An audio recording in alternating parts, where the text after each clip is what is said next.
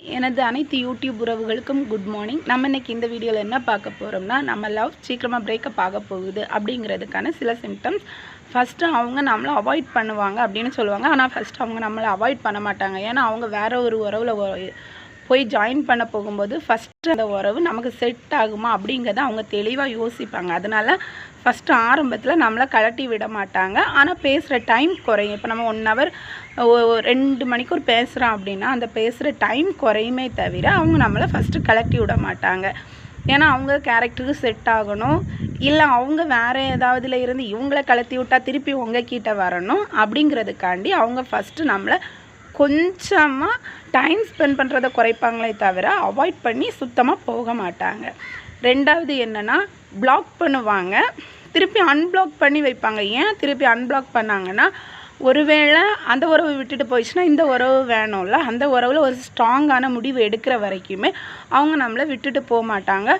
Black R unblock பண்ணிக்கிட்டே இருப்பாங்க. இதை எல்லோரும் சொல்லுவாங்க, உண்மையான லவ் பண்ணுறவங்க தான் பிளாக் அன்பிளாக் பண்ணுவாங்க அப்படின்னு.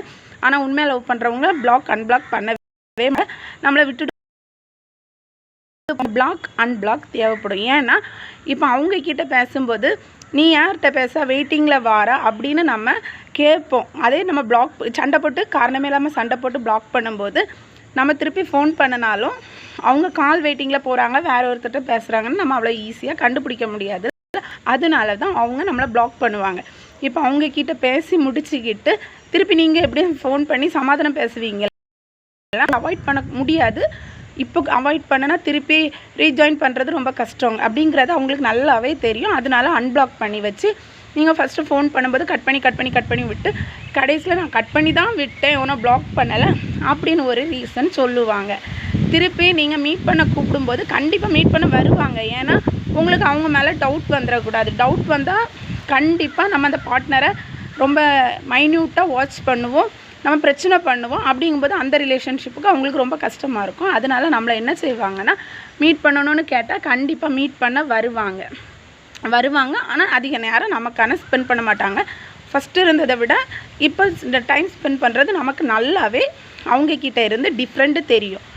அதுக்கப்புறமா இன்னொன்று என்னென்னா, நம்மள்கிட்ட சும்மா நான் எங்கள் அப்பா என்கிட்ட பேசிகிட்டு இருக்காங்க, அம்மா பேசிகிட்டு இருக்காங்க, நான் சொந்தக்காரங்க வீட்டுக்கு போகிறேன் காரணம் சொல்லுவாங்க. கண்டிப்பாக அந்த உறவில் இருக்கிறவங்க கூட அதில் உங்களுக்கு சந்தேகம் வரக்கூடாது. சும்மா ஃபோன் பண்ணி தொந்தரவு பண்ணக்கூடாது அப்படிங்கிறதுக்காகவே அவங்க நான் சொந்தக்காரங்க கூட போகிறேன், அம்மா கூட வெளியே போகிறேன், அப்பா கூட வெளியில் போகிறேங்கிற ரீசன் சொல்லுவாங்க. ஏன்னா நம்ம அப்போ தானே சும்மா ஃபோன் பண்ணி எங்கே இருக்கேன்னு கேட்க மாட்டோம்.